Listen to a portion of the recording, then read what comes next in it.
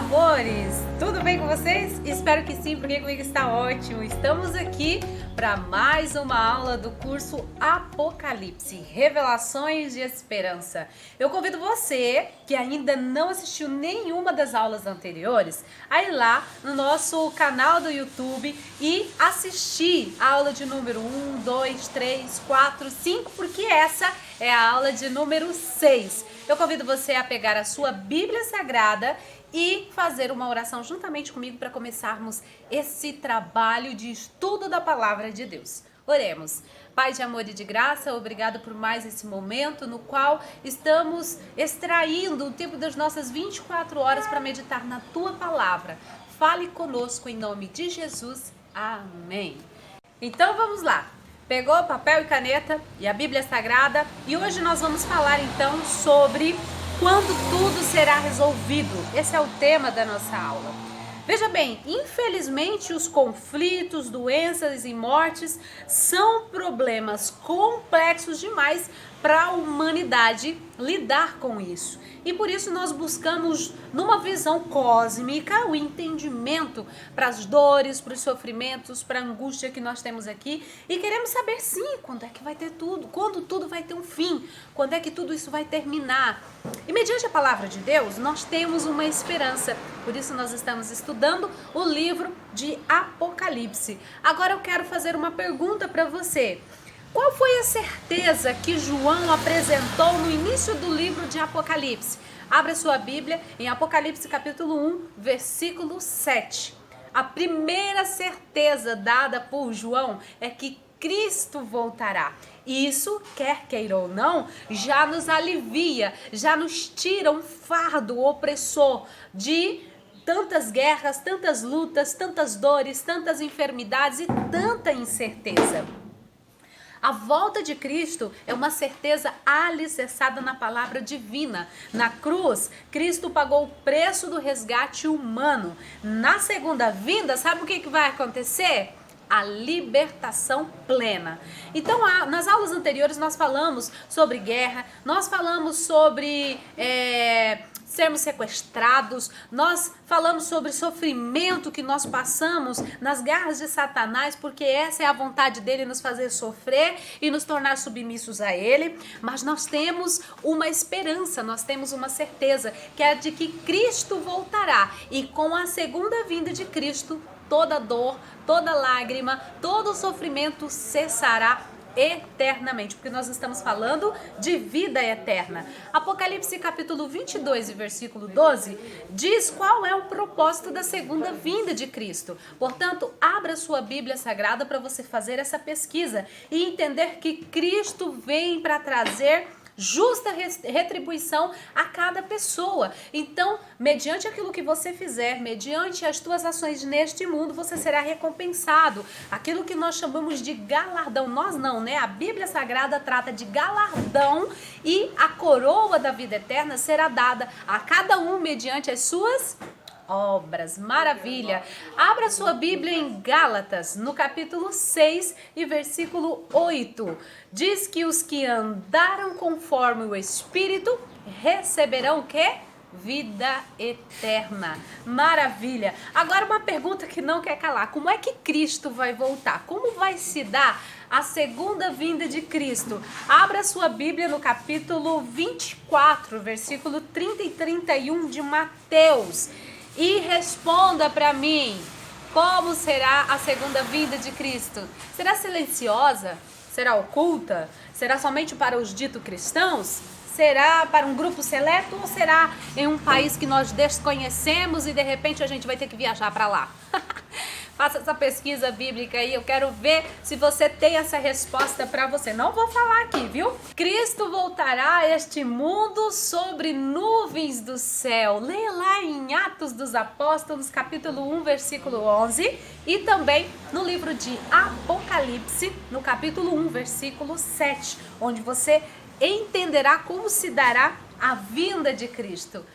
Olha, esse é o desejo de todo cristão que verdadeiramente adora a Deus e crê na segunda vinda de Cristo, é que ele venha e venha logo. Mas para que isso aconteça, nós precisamos pregar o evangelho, nós precisamos falar a muitas pessoas sobre esse grande evento, porque o propósito de Deus, o propósito de Jesus Cristo e do Espírito Santo é salvar muitos, tantos como a areia do mar.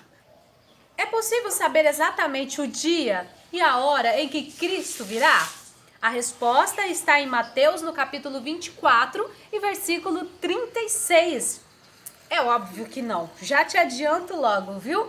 E para esclarecer, embora Deus não tenha revelado exatamente o dia e a hora da segunda vinda do Senhor Jesus, ele revelou alguns sinais, alguns detalhes que podem acontecer, que são sinais, alguns eventos que aconteceriam antes da segunda vinda, ou seja, o que antecederia a segunda vinda de Cristo. E nós encontramos a explicação lá em Mateus, no capítulo 24 e o versículo 44. Guerras, terremotos, fome, destruição, dores, lamentos, tribulação, tudo isso são sinais que antecedem a vinda de Cristo. Então você não precisa ficar esperando cumprir aí profecias mirabolantes, coisas ainda.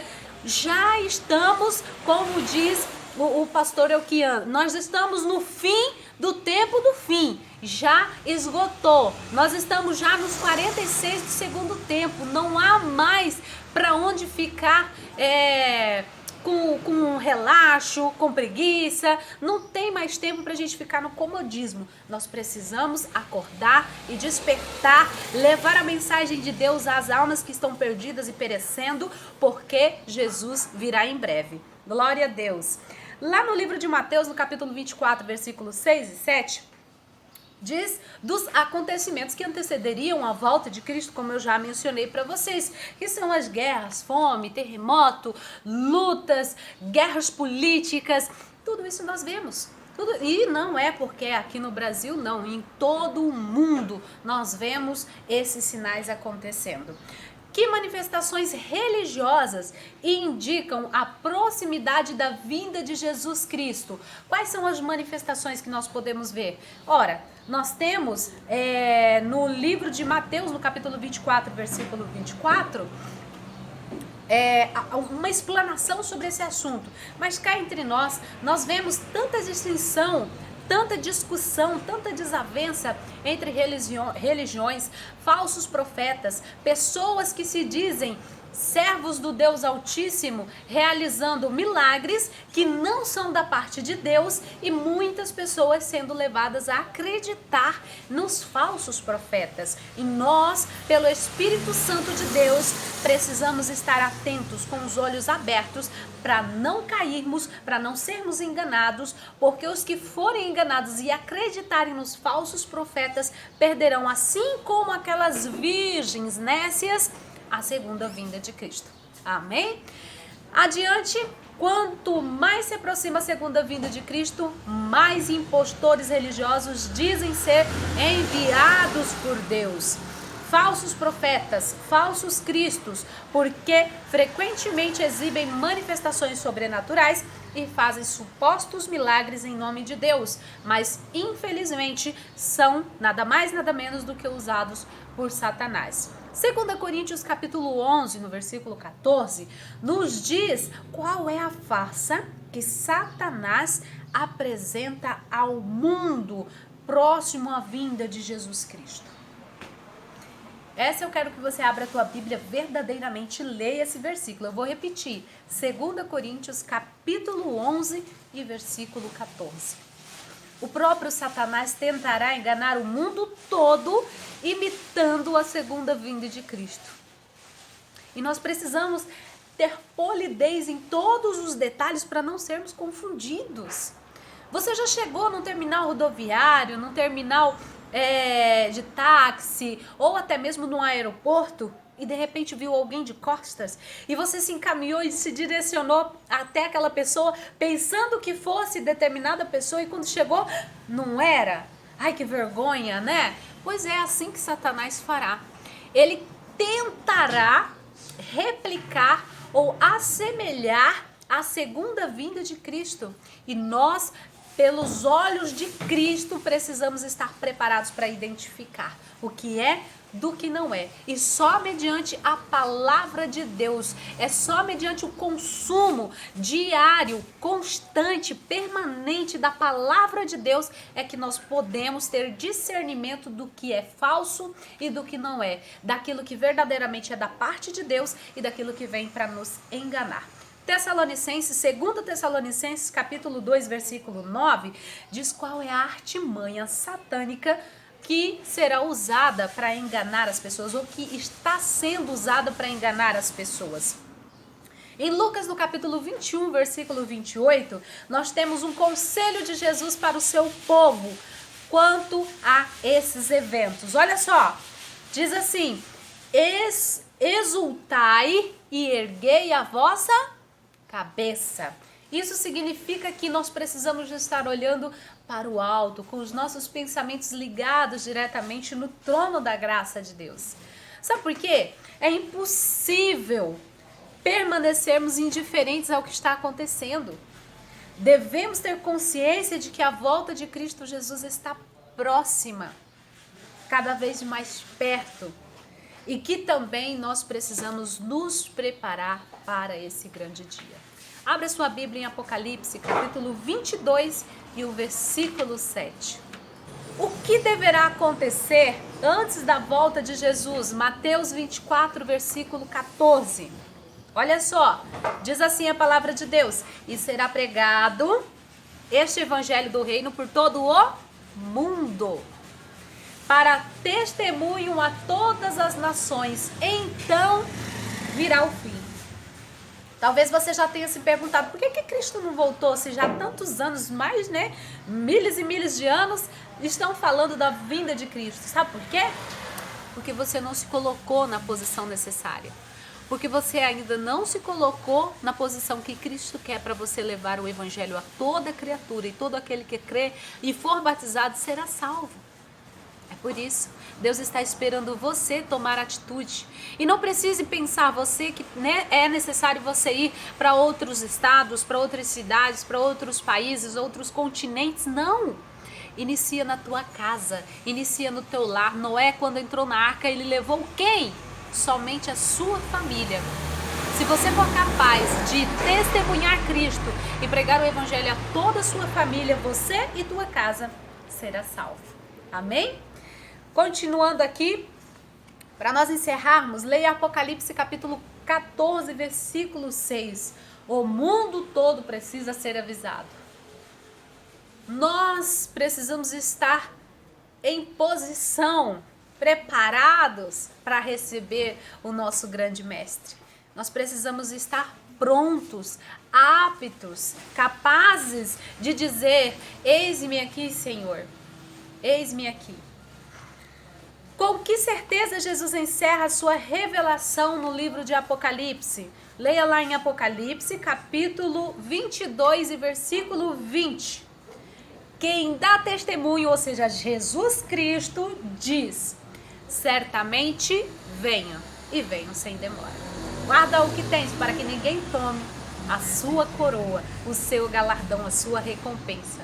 Glória a Deus, aleluia. Não é possível conhecer exatamente o dia e nem a hora que o nosso Mestre Jesus descerá nas nuvens, e todo olho verá e todo ouvido ouvirá o chamado: vinde a mim, benditos de meu Pai. Possui por herança o que vos preparei. Não tem como prevermos, sabermos o dia exato e o momento exato, mas nós sabemos que está próximo, porque Ele mesmo nos diz. E Ele pede: ide por todo mundo, pregai o evangelho a toda criatura. Vamos cumprir o ide de Jesus. Convido você a fazer o compromisso de hoje. Vamos lá? Eu digo e você repete daí. Entendi que não é possível conhecer exatamente o dia ou a hora em que Jesus Cristo virá, mas posso conhecer os sinais da sua segunda vinda por meio das profecias. Eu me comprometo a me preparar para receber Jesus quando Ele voltar, entregando-me diariamente a Ele e compartilhando a sua mensagem, o seu amor com outras pessoas. Que esse compromisso você tenha assumido verdadeiramente aí, direto no teu coração, para o coração de Deus. E que Deus abençoe a sua vida grandemente. Eu oro por você. Pai de amor, obrigado por esta aula tão maravilhosa, com tanta promessa, com tanta esperança em nosso coração reavivado. Obrigada, Senhor, porque cremos na Tua palavra, na tua graça que está sempre conosco. Nos ajude, Senhor, a pregar o Seu Evangelho, a levar o testemunho de Cristo através das nossas vidas para os nossos familiares e eles serem salvos. E então podemos dizer, assim como Josué disse, eu e minha casa serviremos ao Senhor. Sê conosco, Pai, nos fortalecendo dia após dia, mediante a Tua graça e o poder da Tua palavra. Em o nome de Jesus. Amém e amém. Convido você a compartilhar os vídeos, a compartilhar o link para que outras pessoas tenham acesso a esse estudo, Apocalipse e Revelações de Esperança. A nossa próxima aula traz 1000 anos de paz. Esse é um tema muito especial e eu quero trabalhar com vocês de maneira carinhosa, delicada. Você sabe o que acontece depois que a pessoa morre? Você sabe o que acontece? O que vai acontecer após o dito arrebatamento da igreja? Se você não sabe sobre isso, você não pode perder a próxima aula, que é sobre os 1000 anos de paz. Convido você, a sua família, os seus amigos, aquelas pessoas que você conhece, aquelas que estão na sua lista de contatos. Pelo menos 5 pessoas devem ser impactadas por você através desta mensagem, tá bom? Aguardo você então na próxima aula. Um abraço, que Deus te abençoe. Beijo!